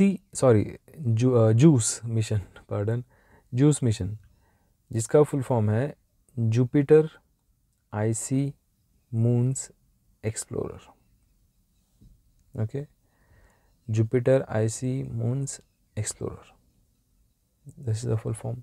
अब एक्चुअली हुआ क्या है, देखो हमारे लिए ज़्यादा इम्पोर्टेंट नहीं है, लेकिन एक्चुअली कुछ टर्मिनोलॉजीज होती है वो पता होनी चाहिए। या फिर तुमको पूछा जाए कि JUICE mission is related to NASA, और कुछ बोलेंगे कॉस्मोस या फ्रेंच, हमको पता होना चाहिए कि it is related to what, European Space Agency. ठीक है, अब न्यूज़ क्या है, जो इनका जो ये जूस मिशन है, ओके, ये जो जुपिटर को रिवॉल्व करने वाला है, वो अर्थ को returning towards the earth on 19-20 अगस्त, मतलब ये हो चुका है। लेकिन इससे रिलेटेड था क्या, it will perform lunar earth double fly by manoeuvring and then continued journey to Jupiter. अब ये है क्या, डिटेल में समझा देता हूँ कि एक्चुअली ये है क्या। सी दिस डायग्राम, अभी ध्यान से देखो मैं क्या कह रहा हूँ। ये पहले क्या है वो बता दूँ मैं। देखो ये है सन, ये सन है, ये है मर्क्यूरी का ऑर्बिट, ओके, ये है वीनस का ऑर्बिट, ओके, ये है अर्थ का ऑर्बिट, ठीक है, ये है मार्स का ऑर्बिट, ये है जुपिटर का ऑर्बिट। ओके, ऑर्बिट मतलब क्या वो बता दो। ऑर्बिट मतलब क्या कि कोई प्लैनेट जो है वो प्लैनेट उसी दिशा में या उसी डायरेक्शन में और उसी पाथ में घूमता है, उसको कहते हैं ऑर्बिट। ओके, अभी रियल स्टोरी बताता हूँ कि ये मिशन है क्या एक्चुअल में। अर्थ 2000, ये जो मिशन है ये 2023 में किया था।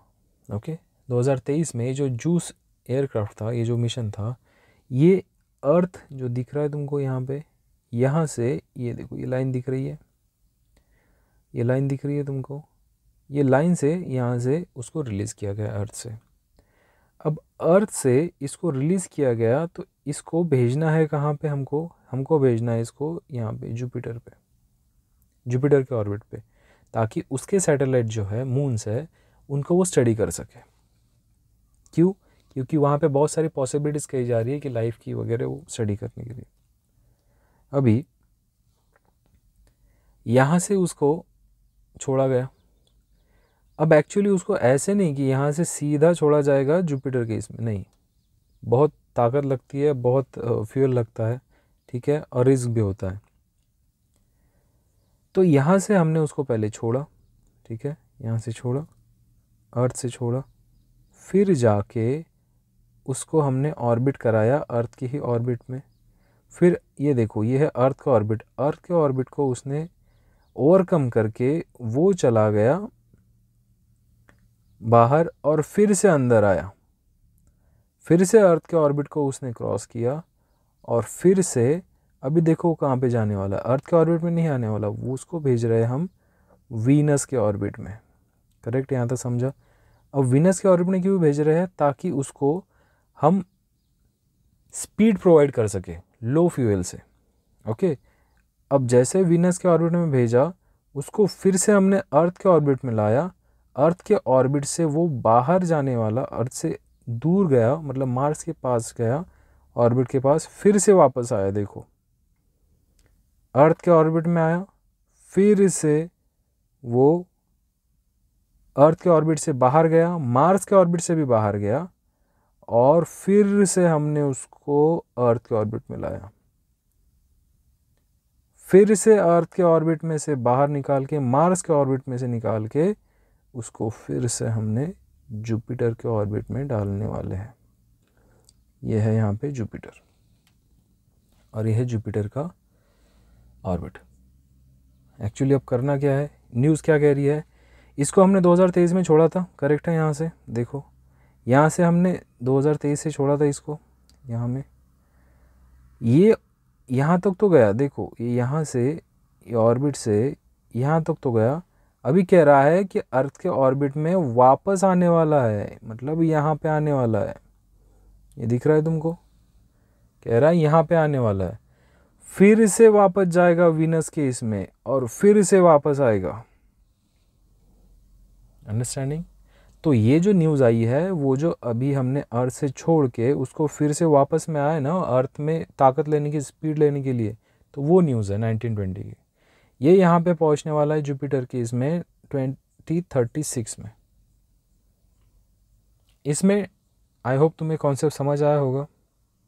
जब भी कोई, जैसे हमें ये अर्थ है और हमें जुपिटर के इसमें भेजना रहा ना कोई भी, तो हम डायरेक्ट नहीं भेजते, हम क्या करते हैं, पहले उसको अर्थ से ही रिवॉल्व कराते हैं। मतलब ये रिवॉल्व करने की वजह से होता क्या है, इस ग्रेविटी की हेल्प से ये देखो रिवॉल्व करेगा और फिर फेंकते हैं बाहर, ताकि उसको स्पीड आए, ओके, और फ्यूल कम लगे। वैसे ही ये यूरोपियन जो स्पेस एजेंसी है वो भी वैसे ही काम कर रही है, ठीक है। अब एक्चुअल में ये इससे कुछ रिलेटेड टर्म्स है, टर्मिनोलॉजीज है, ये तुम्हें समझ गया होगा। अब ये यहाँ पे एक ये है कि ये जो जूस मिशन है ये क्या करेगा, ये जो जुपिटर के 3 बड़े मून्स हैं, मतलब सैटेलाइट्स है, कैलिस्टो, यूरोपा और गैनीमेड, इनको स्टडी करने वाला है, ठीक है। अभी लॉन्च ड्यूरेशन क्या है, देखो 2023 में इसको लॉन्च किया था। ऐसा कह रहा है कि जुपिटर को 2031 में, ओके, 31 में कहा गया था, लेकिन अभी यूरोपियन एजेंसी ने इसकी डेट बढ़ा के 2036 की है। अब वो डेट कम ज़्यादा भी हो सकती है, उससे रिलेटेड कोई क्वेश्चन नहीं आएगा, लेकिन तुम्हें ध्यान रखना है कि 8 साल की जर्नी है इसकी जुपिटर तक पहुंचने तक, ठीक है। नेक्स्ट, इसमें एक वर्ड आता है double gravity assist manuring. Manuring मतलब मैं तुमको बता दूं, तुम गाड़ी चला रहे हो, 4 व्हीलर चला रहे हो या फिर 2 व्हीलर चला रहे हो, तुम जब रोड पे ले जाते हो ना उसको, तो तुम हैंडल थोड़ा तिरछा करोगे, सीधा करोगे, तिरछा करोगे, सीधा करोगे, स्पीड कम ज़्यादा करोगे, ब्रेक करोगे। अब अकॉर्डिंग टू रोड तुम वो चलाओगे, उसको ही करना है, हैंडल को, उस गाड़ी को हैंडलिंग करने को कहते हैं मैन्योरिंग। वैसे स्पेस क्राफ्ट के हैंडलिंग को कहते हैं मैन्योरिंग। अंडरस्टैंडिंग? ये स्पेस क्राफ्ट की वर्ड होता है मैन्योरिंग, उसको कहते हैं मैन्योरिंग, ओके। असिस्ट, ये जो हैंडलिंग करने वाला है इस स्पेस क्राफ्ट को, इसको असिस्ट करेगा, है ना। क्या असिस्ट करेगा? ग्रेविटी।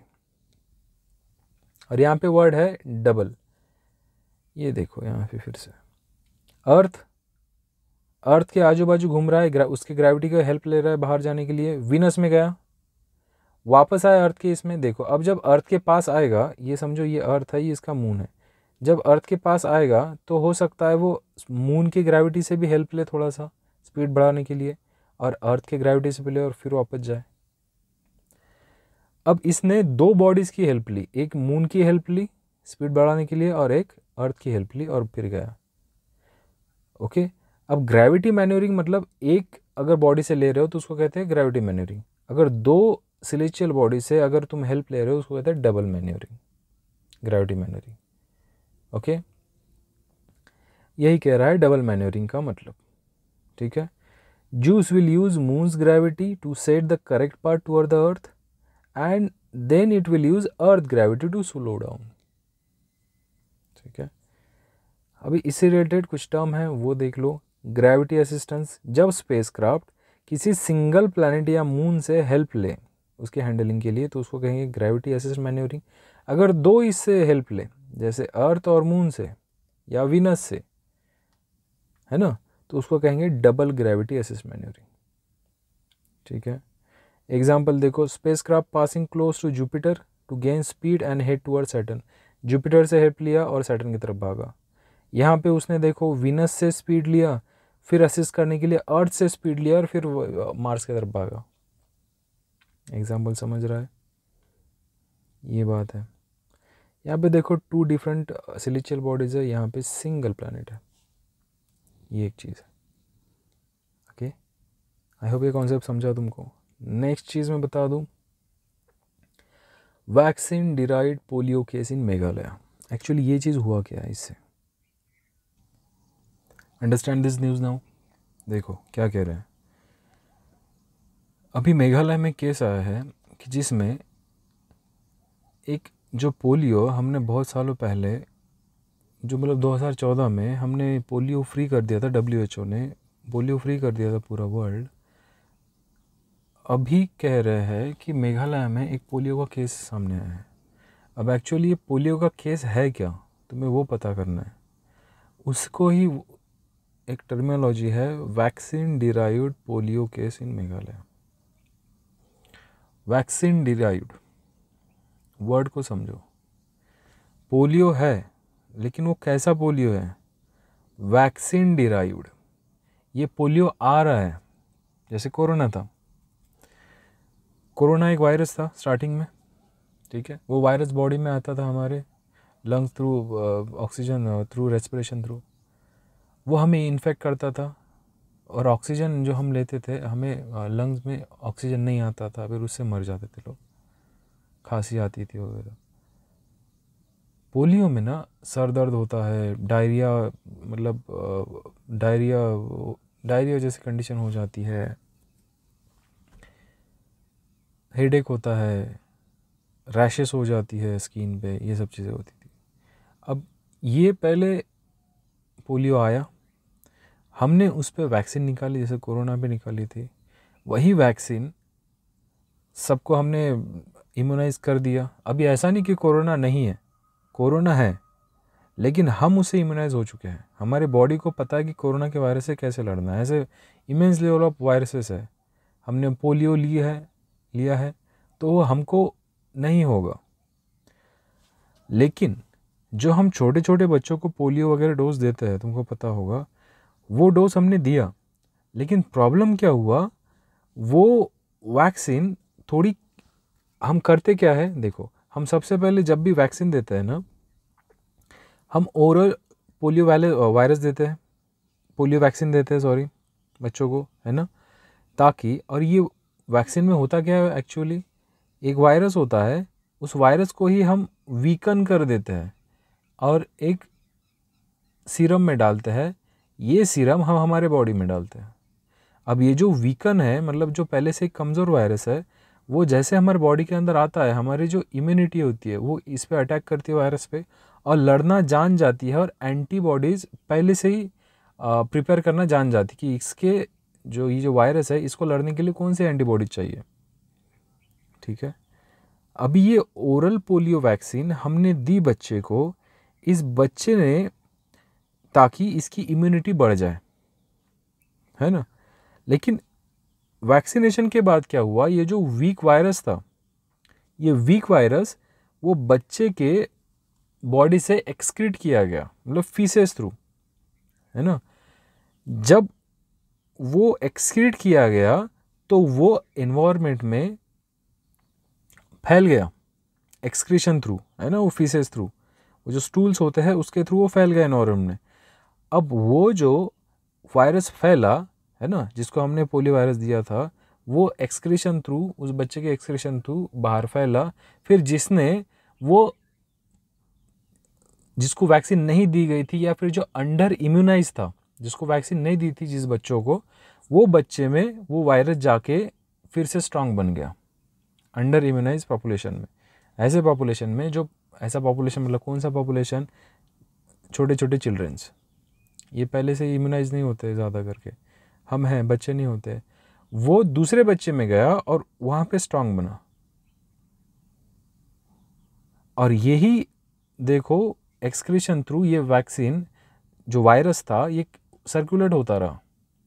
और ये सर्कुलेट होते होते ये जेनेटिक चेंज किया इसने, इसको खुद को स्ट्रॉन्ग किया इसने, और यही रिजल्ट हुआ जो वायरस इसने फिर से पैरालिसिस कॉज करना शुरू किया, बच्चों में पैरालिसिस करना शुरू किया, और इसी को ही कहते हैं circulating vaccine derived polio virus.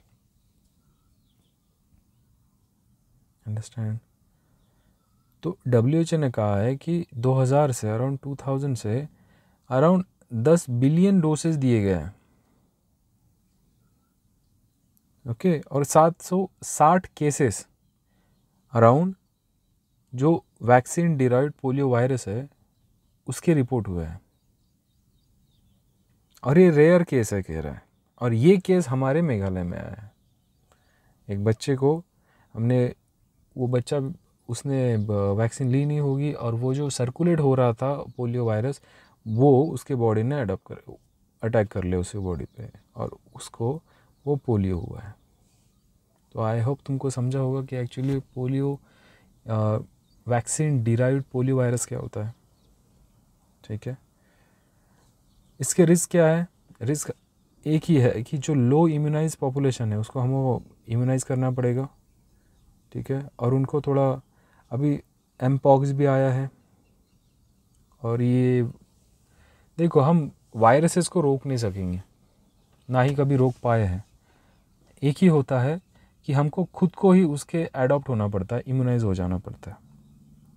तो तुम्हारे लिए इम्पोर्टेंट अभी यही है कि ये जो वैक्सीन डिराइव्ड पोलियो वायरस आ रहा है, इससे इम्यूनाइजेशन और वैक्सीन बनाओ, और जितने भी पॉपुलेशन है उनको दे दो। सिम्टम्स क्या होते हैं पोलियो के? फटीग, थक जाता है इंसान, fever, headache, vomiting, diarrhoea, constipation, stiffness, sensitive to light, photophobia कहते हैं उसको, ठीक है, ये सब चीज़ें। तो यही था जो करंट का था, वैक्सीन से रिलेटेड न्यूज़, ओके। बाकी you can go through this thing.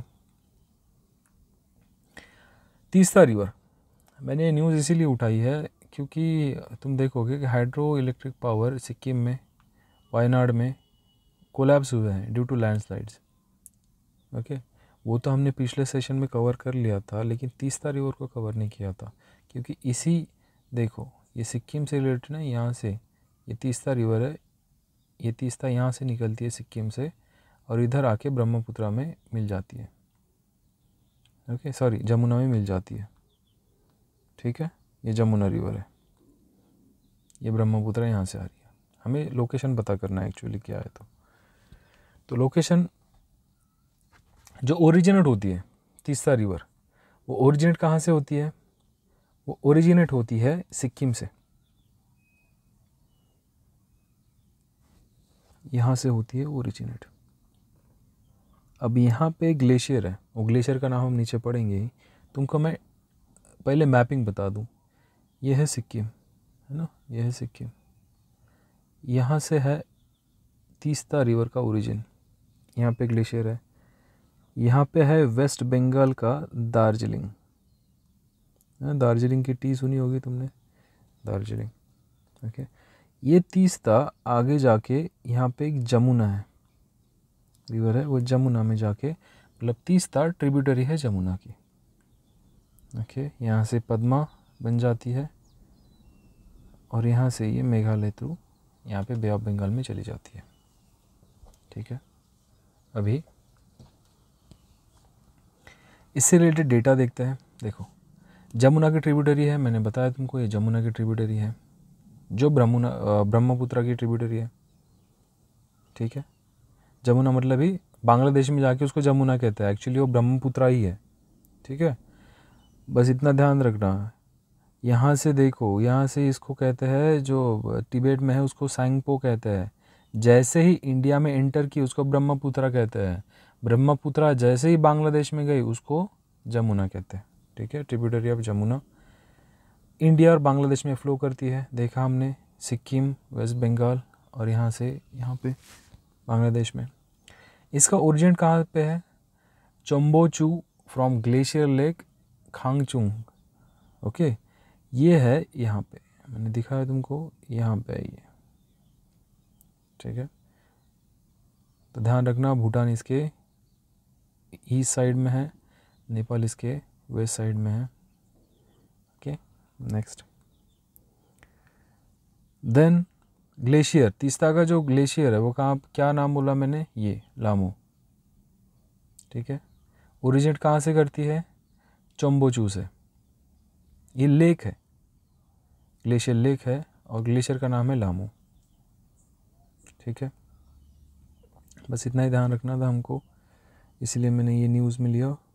Okay, Teesta के कुछ ट्रिब्यूटरीज है वो पता होनी चाहिए, ये लाचुंग, चाकुंग, दिख, रानीखोला, रैंगपो, और ट्रिब्यूटरीज की जेमो, रैंगोंग, रंगीत।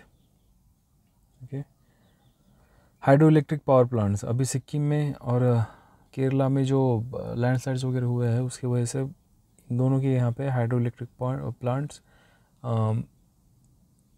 मतलब डिस्ट्रॉय हुए हैं। तो मुझे लगा हमें सारे हाइड्रो पावर प्लांट पता होने चाहिए, और उससे रिलेटेड रिवर्स और स्टेट्स ये भी पता होनी चाहिए। तो पहली देखो, जो इम्पोर्टेंट है वो मैं बता देता हूँ। नागार्जुना, ये तुमने सुना होगा, ये जो हाइड्रो इलेक्ट्रिक पावर प्लांट है ये कृष्णा रिवर पे है। ओके, फिर सरदार सरोवर, ये नर्मदा में है, गुजरात में है। उकाई डैम, ये तापी में है, गुजरात में है, ठीक है। हिमाचल के और हिमाचल, सिक्किम और केरला, ये ज़्यादा करना इम्पोर्टेंट है। बैरा सियोल, ये बैरा रिवर पे है। भाखरा नंगल, ये तो पता है तुमको, सतलज में है। देहार, ये बियास में है। ओके, फिर से नाथपा झाकरी, सतलज।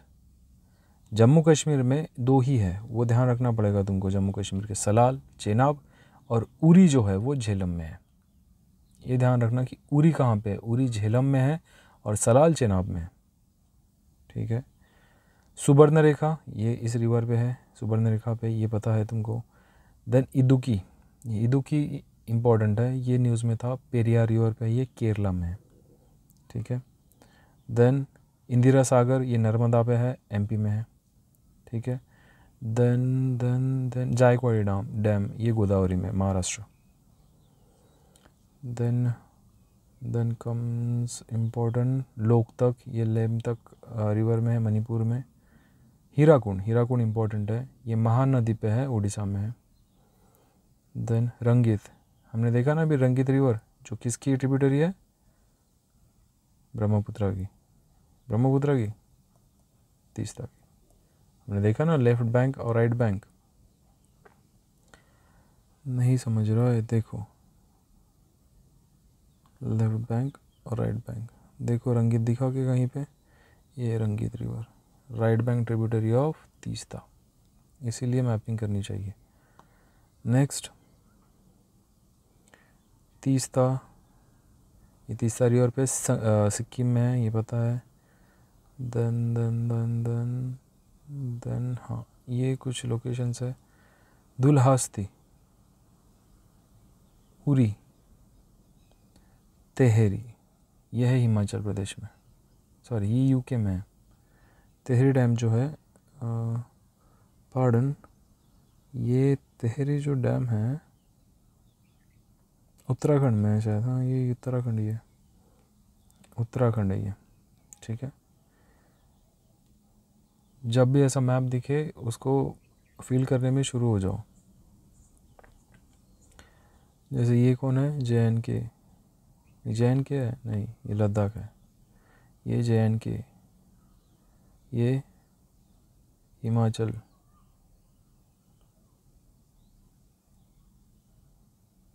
ये पंजाब, हरियाणा,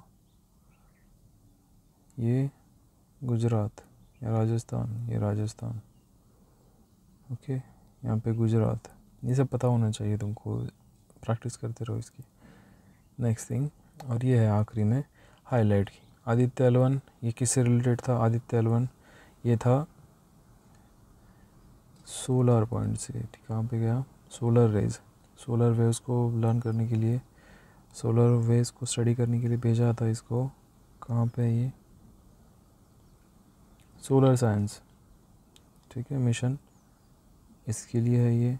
देन गगनयान, गगनयान किसके लिए था? ये विकास इंजन था इसमें, to build test vehicle, test vehicle के लिए था कि जो क्रूज आता है ना उसके सेफ्टी के लिए था। एक्सपोसैट ये एक्सरेज स्टडी करने के लिए था, एक्सरे पोलरीमीटर, ठीक है। इनसैट 3DS ये किसके लिए था? ये इम्पोर्टेंट मिशन था किसका? ये मीटरोलॉजिकल सैटेलाइट है, ठीक है। किस पे गया था ये, किस पे लॉन्च हुआ था? GSLV पे। ये रीयूजेबल लॉन्च व्हीकल, इसको पुष्पक कहते हैं, पुष्पक विमान सुना होगा ना तुमने, इस पे था। Then SSLV, small satellite launch vehicle. और यस, दिस इज़ इट, ठीक है। So yeah this is the end of the current affairs now. We will meet in the next session of editorial, important editorials. Okay, thank you.